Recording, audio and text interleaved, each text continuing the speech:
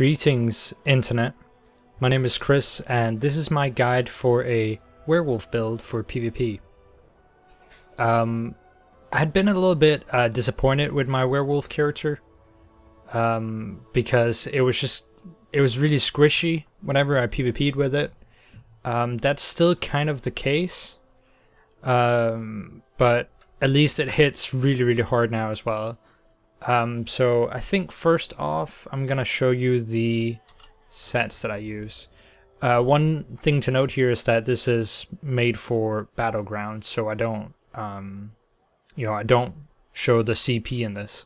If you want to use this in Cyrodiil, CP, PvP basically, you can set up your own champion points. Like, I'm pretty sure I haven't set it up very intelligently. Yeah, no. I put a bit in Blessing, or in Blessed, because it increased the heal of the werewolf heal.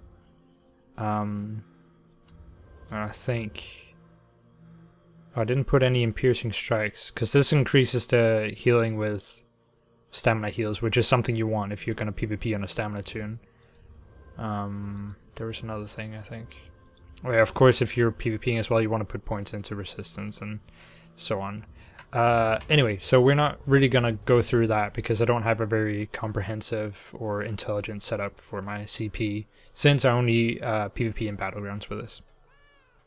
Anyway, so the sets are Mulakina, Head and Shoulders, obviously, and Clever Alchemist. We've got 3 armor pieces, you see there, and then 2 weapons. And I've gone Infused and Sharpened.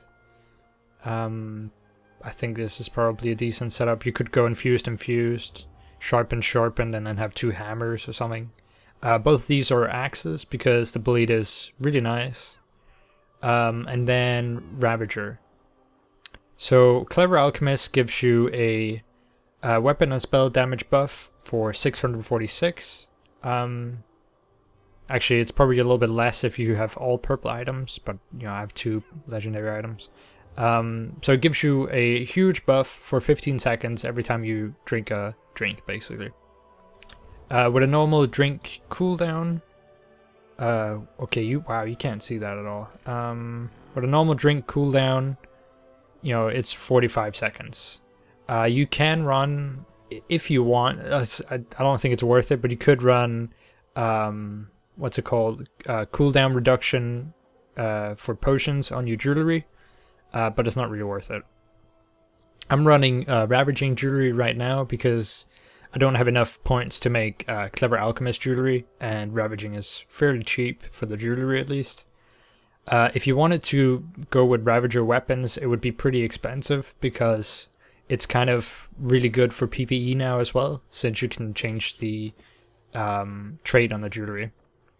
And Ravager is basically, you have an 8% chance to proc a proc for 10 seconds. That gives you 600 weapon damage.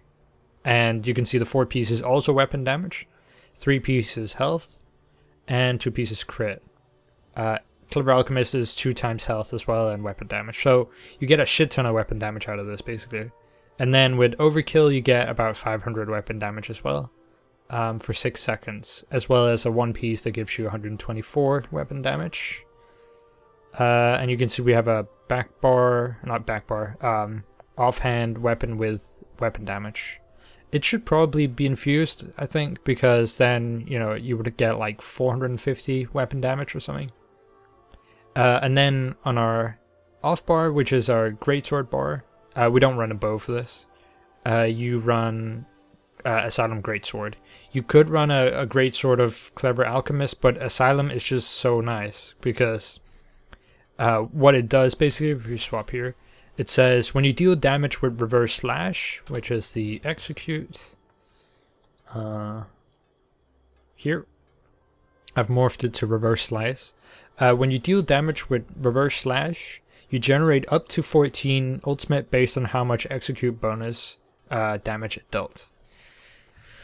So yeah, really nice, really easy to build werewolf with. And then we run a defiling poison on that bar, which is basically a minor defile which couples really well with the major defile you get from Werewolf.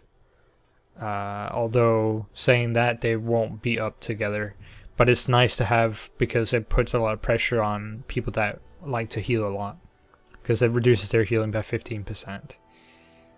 You could put it on your front bar, but it's not really worth it since the enchants were a lot better.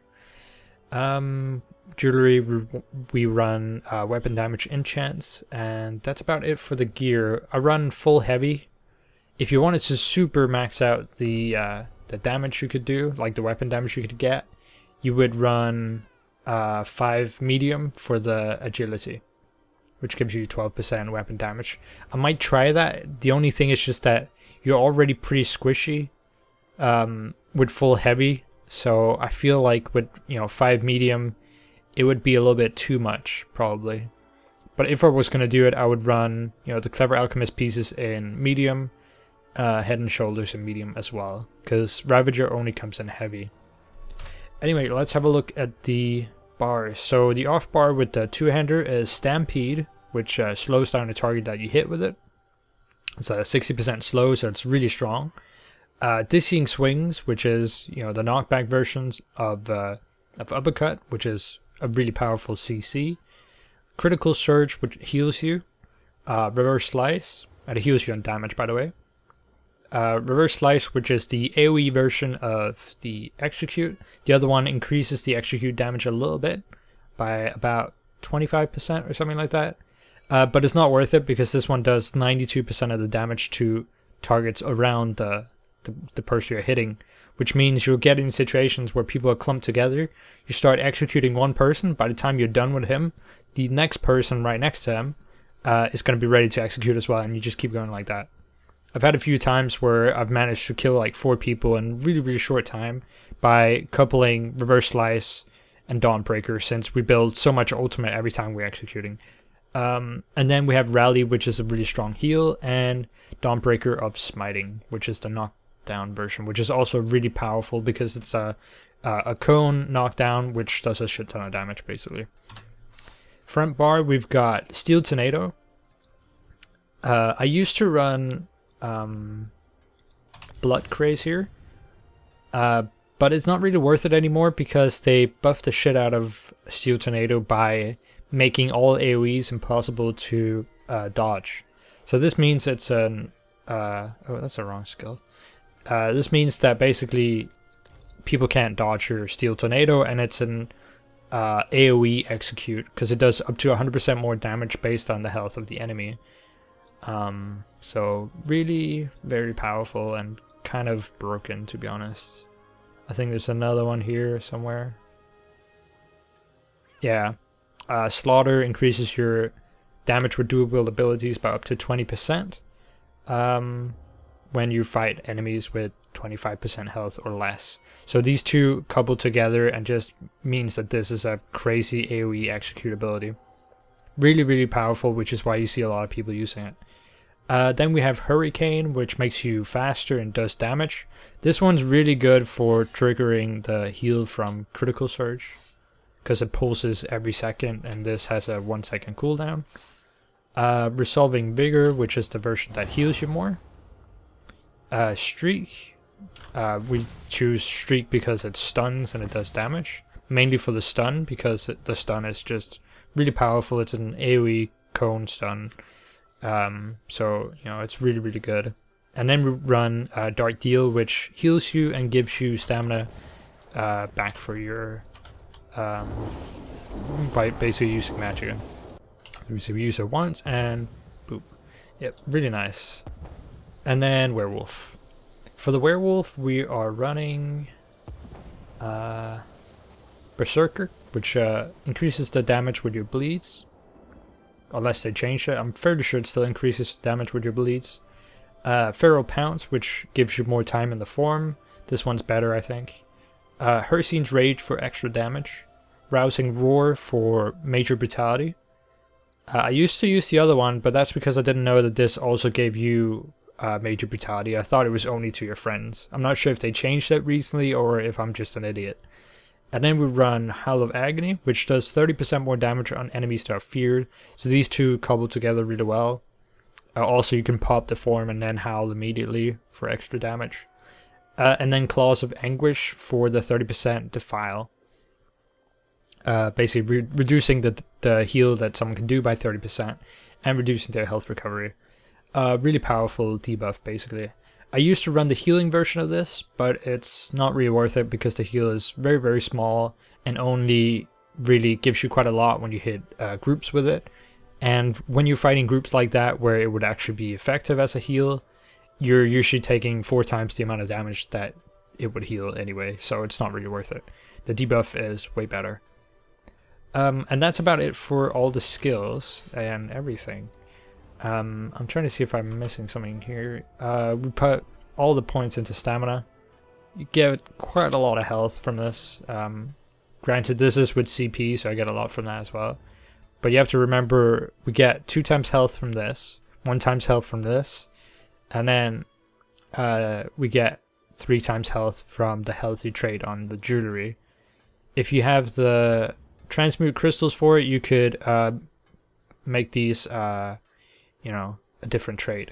I would probably make them infused, I think, because you can max out the weapon damage even more. But that's just me. Let's see what else. We got the Lover. Nope, just kidding. We've got the Warrior Mundus for more damage. The Lover would probably be better because if you look at our physical penetration, it's really low. But this is kind of a, you know, it's also kind of a theme build, so we're trying to stack the most weapon damage possible, which means I probably will swap out, you know, 5 pieces for medium and then try and go even more over the top. For food, we run Dubious Camoran Throne because it gives you stamina recovery, max health, and max stamina. You can see on our dual wheel bar we sit around here. It's about 1,000 in Battlegrounds. And with a potion it goes up a little bit more. That's about it. Yeah, pretty much. I kind of want to include a video here at the end where, you know, I just show you how this works in action. But before I do that, I want to see how much we can, you know, get like in total with weapon damage. It should be 7k, but it's kind of hard to, you know, to get it at the right moment because what's it called? Because some of the durations on some of the buffs are really short. Like for example, the duration on the what's it called? Weapon damage enchant is only 5 seconds, but it procs quite often. So yeah, just gonna find some enemies real quick and then build the ultimate and then see how much we can get. With everything procced, it should go up to what's it called? It should go up to 7. Also, you can see I'm just backing off and jumping back in to build time in the form. It's a really abusive way to run this setup, but it works really well. Alright, so proc that. Crap. Come on. And drink, and yeah, 7.1. Okay, so that seems to be the max we can get. Right now, you know, I could change a lot of things to make it even more. The things I could change, for example, are, you know, I could increase the jewelry enchants to be the legendary enchant. It's just purple for now.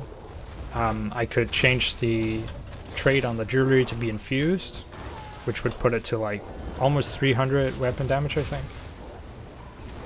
Let's see what else. I could, you know, make my offhand infused, and you know, make it infused, and then the enchant would do even more weapon damage, basically. All right, that's more or less it. I'm gonna show you something here at the end just to kind of show the setup in action. Some of it will be in werewolf form, some of it will be outside. One thing to note is that compared to previous setups, this one still works pretty well outside of what's it called? Outside of werewolf form. And part of the reason is that you've got 4 separate heals. So you see we've got Vigor, we've got Dark Deal, we have Critical Surge, and we have Rally. So that's like 3 separate heals, or 4, sorry. Rally, no, not Rally, Vigor, Dark Deal, Rally, and Crit Surge. Anyway, thanks for watching.